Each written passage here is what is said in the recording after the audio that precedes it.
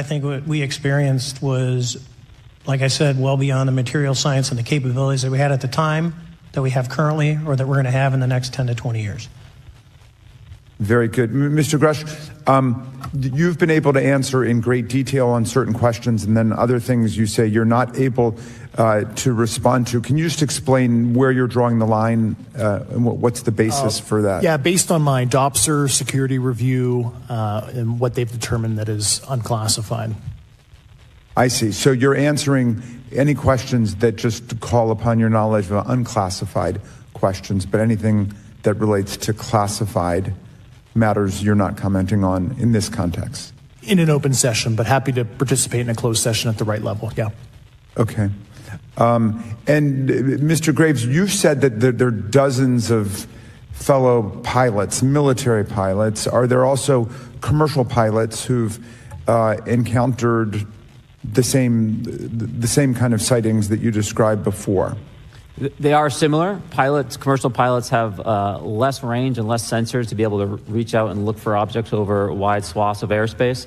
And so pilots are seeing them, commercial pilots are seeing them, and they're typically closer, and the range of what they're seeing is pretty large. What is the most vivid, concrete sighting with the naked eye of the objects that you described before, the cube-like objects? Certainly. I think the most vivid sighting of that would have been near a near-midair that we had at the entrance to our working area. One of these objects was completely stationary at the exact entrance to our working areas, not only geographically but also at altitude. So it was right where all the jets are going, essentially, on the Eastern Seaboard. The two aircraft flew within about 50 feet of the object, and that was a very close visual sighting. And you were in one of the aircraft? I was not. I was there when the pilot landed. He canceled the mission after, and I was there. He was in the ready room with all his gear on, with his mouth open.